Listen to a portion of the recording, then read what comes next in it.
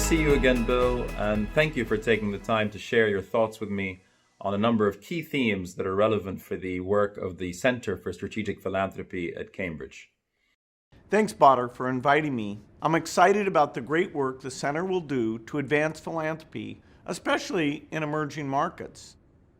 First off, do you think that COVID will have a lasting impact on how people think about the role of private philanthropy in responding to global challenges? And if so, how?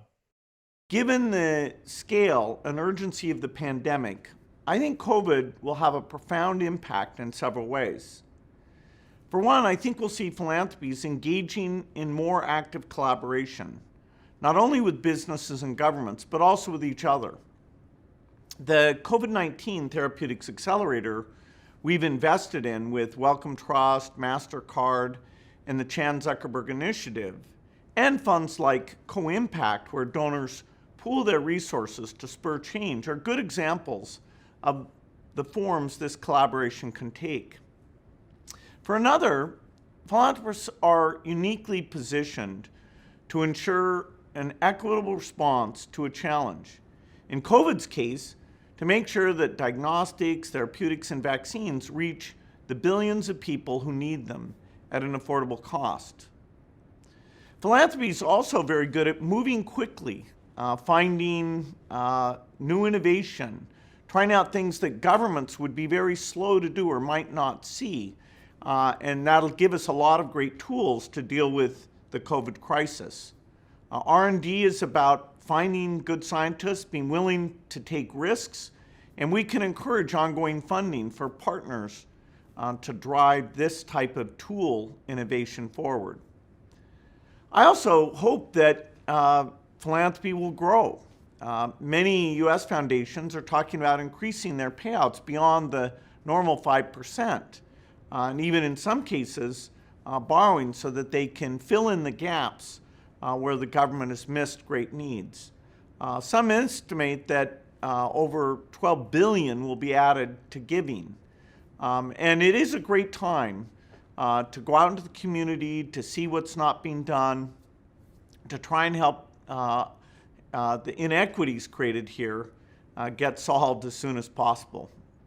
Are you witnessing a rise in philanthropic activity within and from emerging markets, particularly in Asia, the Middle East, and Africa?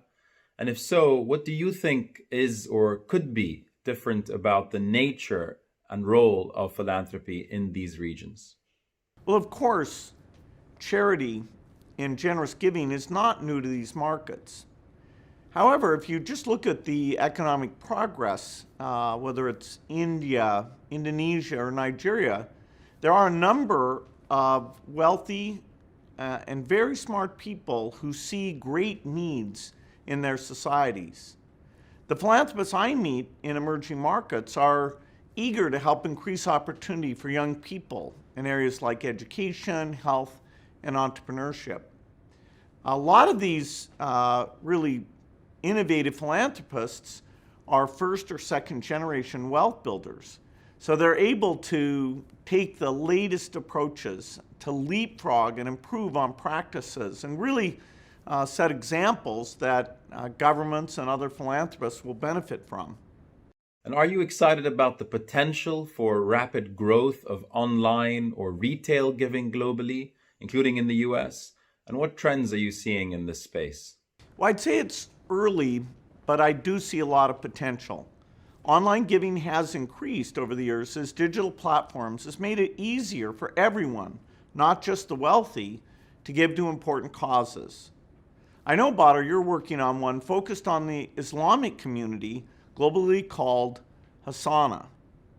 In the US, there are a number of platforms focused on giving, such as Give Directly, GoFundMe, and Donors Choose, focused on education and classroom supplies. Larger platforms are also getting involved too. At our foundation, we've been supporting everyday giving initiatives for several years, and we recently helped launch a new platform, powerof.org, to encourage even more giving in the US in response to COVID-19 and for racial equity. Despite all the challenges this year, there's been an extraordinary amount of money raised online in a short period of time. People are generous. They want to help, particularly when they see immediate needs.